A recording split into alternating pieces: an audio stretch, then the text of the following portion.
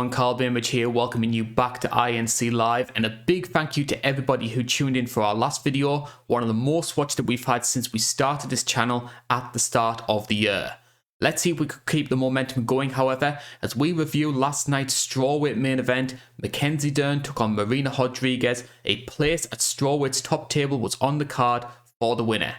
Let's get to the fights. Now, before we start with the Fight Night recap, a little bit of spring cleaning from my end, so please like, share, subscribe, ring the bell so you never miss any of our videos. We're trying to make INC Live a much more integral part of our INC family, so I've been in contact with a guy who wants to do a lot more fighter interviews, interviews from people who are coming up from the scene, and hopefully maybe get some contenders to try and get into the UFC in the next couple of years. So we got someone joining the team who will potentially be able to do that. The Fight Night recaps are going to be continuing. We've got 2 preview shows coming up at the end of the month. Me and John Martian are going to be very busy with both 268 and 267. And obviously, we want this to try and be much more than just me messing around on a Sunday afternoon. But I can't do that unless we get the feedback and the constructive criticism to try and improve this channel. So if there's any issues that you have in terms of production, anything you have in terms of what could potentially make these videos a lot more dynamic and interesting to watch, we would be greatly appreciating that feedback. Nothing about trying to replace me though, that's off the record, unfortunately. With that being said though, let's get to last night's main event. Marina Rodriguez beats Mackenzie Dern 49-46 on all the judges' scorecards, and in doing so, will all but likely move into the strawweight top 5 and potentially set herself up with a match for one of the elites of this division. Now, we've always seen fights built around the whole striker versus wrestler dynamic. It's been part of the UFC since the very beginning. It's an easy sell for the casual fans. But when you do see striker versus grappler happen, you also know that the sport has evolved so much that even a great striker still knows enough jiu-jitsu that they can get away on the ground. Same with a good grappler who knows just enough striking to get away with it. And sometimes you can have great wrestlers and great jiu-jitsu practitioners having fantastic kickboxing matches like Jacare versus Weidman or Usman versus Colby. This for me is the most old school striker versus grappler match that I have seen in MMA for a long, long time. This was basically Maurice Smith versus Mark Coleman levels in terms of how much of a fish out of water both fighters looked when they were outside their respective domains. Like, Mackenzie Dern is an absolute phenom when it comes to ground fighting. She's shown that over the years with a jiu-jitsu record, and even in the UFC, if she gets her opponent on the mat, she's all but likely going to submit them. And this 4-fight winning streak she's been on hasn't been through accident. And the same with Marina Rodriguez. Fantastic Muay Thai fighter, very long, very accurate, but can look a fish out of water when she's on the ground. The result of this fight was going to depend on who was going to implement their style of fight from the offset, and that's what Marina Rodriguez did. 4 rounds of this fight, rounds 1, 3, 4, and 5, she dominated. And let's be honest, as much as I do like Mackenzie Dern, as much as I've been sort of following her path in through MMA and seeing her start taking the sport a lot more seriously than she did when she came into the UFC, at times in that fight, she looked amateur. And it was scary to be that, in some ways it was actually scary that a fighter was in the top 5 of that weight class and still looked so unsure of what to do when she was on the ground. Now, I don't know if that was Mackenzie Dern just being that bad of a striker, or more likely Marina Rodriguez using the footwork and the movement to make her look worse than what she did. Because, I mean, I saw Mackenzie Dern having a match with Verna Jandiroba, which was purely a kickboxing match. And I think her striking actually looked okay. It looked passable, I'll put it that way, in that match with Verna. And yet, compare that to how she performed against Marina, it was almost like she took a step backwards. So I do think that was Marina making Mackenzie look worse than what she did, rather than Mackenzie regressing as a fighter. I have seen some people having to go at Jason Perillo saying, oh, you're trying to turn Mackenzie Dern into a striker. Not at all. Mackenzie was trying to chase that takedown. The problem with Mackenzie Dern is she doesn't have that sort of wrestling game to complement her jiu-jitsu. She can easily submit someone when she's on the ground, but she has no way of getting someone to the ground. Jacare had very similar issues for a long, long time as well, until he started implementing the wrestling aspect of his game. Demian Maia had to develop a really good single leg to start implementing his jiu-jitsu. And yet, even despite that, even despite Mackenzie Dern having this, let's be frank, Cindy Dandois level of striking, I'm not coming out this fight with my feelings about her switching towards a negative. And it's purely because of what we saw in that second round. If Mackenzie Dern can get you into her domain, she can more than easily submit you at will. And it's actually really good work from Marina Rodriguez that she was able to survive multiple submission attempts in that second round and then come back to dominate the remainder of the fight. So I have to tip my hat off to Marina. So my thinking of Mackenzie Dern isn't, oh, she was overhyped, oh, she was pushed too hard by the UFC. I do think she was overranked. I think she benefited a lot from Anzarov also being overranked and getting a top 5 place basically by default. But my biggest take from Mackenzie Dern's side of things, I should say, is what if she had a double leg? What if she had an ability to get this fight to the ground? That's the big takeaway from the Mackenzie Dern side of things for me. Because she is incredibly talented. Like, she was almost like 2 or 3 steps ahead of even Paul Felder. Like, Felder even mentioned that, I don't know what she's going to do next. Her processing of information on the ground is so much higher than everyone else's. But that means nothing if you can't get a fight there. And we've seen plenty of fighters, plenty of jiu-jitsu practitioners who have been clueless once they failed to get a fight to the ground. Even Rodolfo Vieira has had to develop a striking game to fall back on in case his jiu-jitsu isn't enough. Even Jacare turned into a very good kickboxer by the end of his career. That being said, though, I'm talking a lot about Mackenzie Dern here. The bigger focus for me should be on Marina Rodriguez, and deservedly so. She has been, in my opinion, like, I've always thought Marina was very underrated.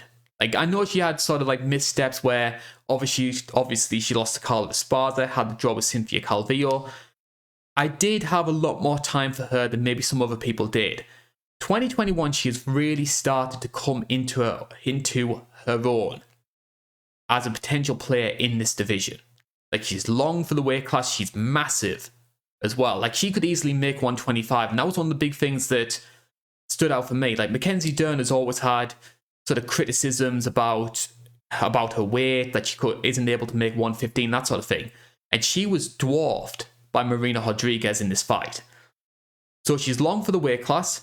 She's a great technician. I think that's one of the big things that stands out for me. Great knees in the clinch, accurate striking. I don't think she has the power to be that sort of one-shot knockout artist. I think a lot of people saw what happened against Hebas and thought, that's the sort of person she's going to be all the time. She's not that kind of fighter. What she is basically is Joanna. Big difference being that I think Marina is much more accurate and technical, whereas Joanna would beat people through volume and just having a more consistent output that would keep going and eventually wear people down over 25 minutes, whereas Marina is much more of a technician. With that being said, Marina is now going to be in that top rung of the weight class. And speaking of Joanna, I think in an ideal world, that would be the fight to make. Because that is basically the sort of Muay Thai strawweight queen for the past 5 or 6 years, taking on the girl who now wants to take over that role. Problem with that, though, is Joanna financially is set. And Joanna doesn't need to take fights that she doesn't feel she needs to anymore. Like, she had that war with Zhang Weili. She's had the great fights with Shevchenko. She had the great fight with Rose Namajunas. And I think she's reached that stage now where she's not going to fight if she doesn't need to. So I don't see her being all too interested in a fight against a Marina Rodriguez, who in my opinion could give her a lot of problems. And Marina said a lot of things which are very interesting in the post-fight interview, and personally I agree with them, which is as much as I do like Joanna, as much as I respect what she's done for this weight class, if she's not interested in fighting except for a title, she shouldn't be in the top 5. Like, she hasn't fought for 18 months, and she's stopping girls like Marina from getting their place in the top 5 and getting the opportunity to fight some of these bigger names that she needs to get herself a title match. I also agree with her that as good as this performance was, and as big as the marketing was around this fight of, oh, this person could potentially be fighting for the strawweight belt next, give that next title shot to Carla Esparza. Like, Carla beat Marina, I think, about 11, 12 months ago. And yet, because Carla is a little bit of a plain Jane, because she's got a sort of dull wrestling heavy fight style, the UFC are trying to build this narrative where she's sort of shunted to one side and they're not going to even consider her for the belt. Carla deserves this fight. Yes, it's not the flashiest style. Yes, she's not the most interesting personality, but she's earned it. And I like the UFC to get away from this sort of agenda that they have, where you need to be sort of a big, abrasive trash talker and you need to be knocking people out all the time if you want people to pay attention. It's a game about winning. Carla Esparza is winning, and the narrative of her versus, say, Rose Namajunas, if they did Carla versus Rose, you've got so many built-in narratives that would make that an interesting fight. I digress though. I've always been a big pusher of the Carla Esparza title shot campaign as well. Marina Rodriguez deserves this fight, and she deserves a big match coming up. I personally would love to see her fight Joanna. I don't see that happening. It's going to be interesting to see what the UFC do next with this weight class, because the UFC have in strawweight, as mentioned before, probably the best female division in the UFC. They need to play their cards right, or else they could very easily lose a lot of momentum. I'm interested to see what happens next. Great job from Marina. Dern still needs a lot of work, but if she does put in the work and start sorting out that wrestling game, start improving that striking, she is going to be incredibly dangerous if she's able to get this fight to the ground on a regular basis. Last night's fight card proved an historic one for the UFC. It was the first time the female fighters won all of the post-fight bonuses.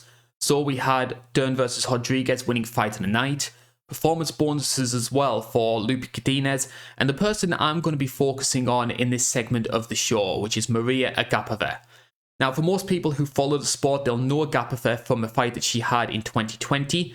She took on Shana Dobson as a -1500 favourite, and unfortunately gassed herself out trying to finish the fight early in the first round, and Dobson finished with strikes early in the second. It was the biggest bookmaker upset in UFC history, and there was a lot of people out there who, they were vicious about Agapova. Like, they made jokes about, oh, she's going to be in Bellator soon, she was wheeled out on a stretcher straight to Bellator, stuff like that. There's two ways that a fighter can go when they have that kind of humbling loss. Either they become so scared to repeat their mistake that they're never the same fighter, or they take on board the criticism that a lot of people throw at them and come back a much more refined and complete fighter. We saw that earlier this year with what happened with Adolfo Vieira and his performance up against Stoltzfus compared to how he fought against Fluffy Hernandez. Leaps and bounds ahead between the two. And we saw that from Agapova. Like, Sabina Mazo, in my opinion, I'm not going to say she's going to be a champion or anything like that, but she is a more than capable striker worthy of being in the UFC. And yet Agapova pieced her apart from the outside. The level of her striking, the technique that she was showing, was very impressive to see.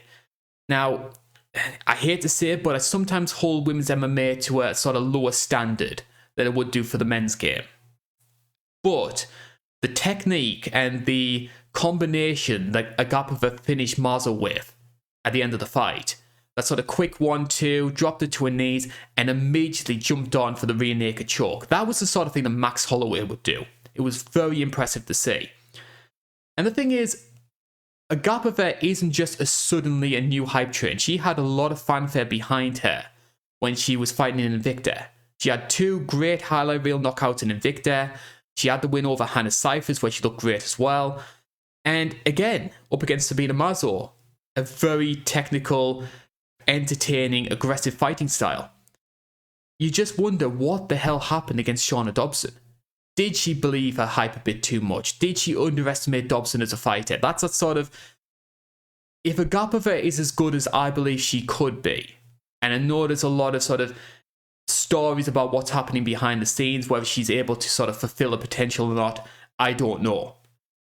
But if she can keep things together, she is yet another player in this women's flyweight division. Like, you've got to remember, Agapova and Sabina Mazo are both unranked flyweights. Now, 2 or 3 years ago, unranked flyweights would be having a very low-level caliber fight. And to see that division now at the scale that it is, where you look at the people like Agapova and thinking, hey, this person could potentially be a contender, I think it shows how good the division's got in a very short frame of time. Because you add Agapova to people like Casey O'Neill, Tyler Santos, Miranda Maverick, Manon Fiorot. You have got some very, very good fighters who are just starting to enter the top 15. Valentina Shevchenko's had things very easy, had a lot of things her way for the past couple of years. If things continue the rate it is, and Shevchenko continues performing and still remains champion, because we know anything can happen in this fight game, it's going to be very interesting to see what happens when she's fighting in this level of competition. Women's flyweight is a division on the up, which, considering it was always considered the sick child of the UFC, I think is very impressive. In terms of other fighters that stood out for me, Alexander Romanov continues to remain unbeaten. The strength and the size of this guy is incredible. And yes, he carries a little bit of timber. I have to admit that. I personally do so myself. But he is strong. He is strong as an ox. And he is making easy work of the sort of unranked heavyweight fighters. I'd like to see him take on someone like, say, Blagoy Ivanov. I think he's more than worthy of entering that sort of, the same sort of position as sort of Dorcas and Tom Aspinall. He is a heavyweight on the up. I'd like to see him fight a ranked opponent. Fingers crossed we do so. He's got a lot of potential. Good old King Kong there. And big ground and pound as well. I thought Steve Garcia, a great comeback win for him up against Charlie Ontiveros. He got dropped like 3 or 4 times in the space of the first round and still came back to dominate this match. And you've got to remember, Ontiveros was, I believe, a former welterweight, moved down to lightweight. Garcia was fighting a bantamweight for a long time. So to see the smaller guy coming through, I thought was very impressive. Damon Jackson, gritty, grindy performance. Again, another guy who you might have some questions over whether or not he's UFC level. But the sort of, like, a good wrestling performance from him up against Charles Rosa, who continues to remain inconsistent, and especially after what happened in that third round. Rosa lands that spinning back fist, catches the elbow, hits him just around the eye socket there. And honestly, if you've ever heard of the Muta scale, if you follow pro wrestling, you'll know what the Muta scale is. That would have been about a 10 on the Muta scale, just the level of blood that he was leaking in that third round. It was scary to see. And I sort of did like Felder sort of saying, I love to smell the blood in the octagon. Just channeling his old Robert Duvall Apocalypse Now there. A very good, gritty performance, bearing in mind the adversity he was suffering in that third round. Outside of that, though, not a great card. And we're seeing this a lot more with the UFC, where, understandably, bearing in mind what's happening in the world, a lot of their focus is going on the crowd shows. So they're saving that for the big pay-per-view. If you want to see the bigger matches, you save them when you've got 15, 20,000 people in a stadium.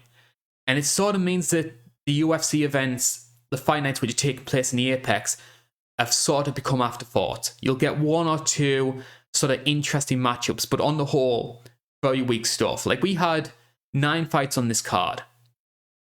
And in my opinion, outside of the main event, I don't think any of them would be sort of highlighted, featured fights anywhere else. It's understandable from the UFC's perspective, and personally, I like the fact that the pay-per-views are feeling like big events again, where you're putting all your big stars when it matters the most. But as somebody who a lot of people do get introduced to the UFC through these TV cards, and if they say no name A versus no name B fighting in an empty arena in the Apex, it's a harder sell. With that being said, though, I got enough out of this fight card to enjoy it, and I did see some fun matchups. As mentioned before, Jackson versus Rosa got very interesting early on. Garcia versus Ontiveros, as long as it lasted, entertaining. And in terms of a pure old school sort of Coleman versus Smith style striker versus grappler fight, Dern versus Rodriguez. Tell you what, Bob Myrowitz and Art Davey would like that kind of fight. I'll put it that way. So that's our recap of UFC Fight Night Dern versus Rodriguez. Not the greatest card in the world, and I'm afraid to say things aren't going to get better for the UFC Fight Nights. The UFC are going to try once again to salvage their women's featherweight division, and their attempt to do so is a UFC main event between Aspen Ladd and Norma Dumont. If you are interested in that one, we're going to be doing a post-fight recap on it. And once again, I ask you to like, share, subscribe, ring the bell so you never miss any of our video, and continue to give us any sort of feedback and constructive criticism to make this channel better than it is. With that being said, my name's been Carl Bainbridge, this is the INC, thank you for watching.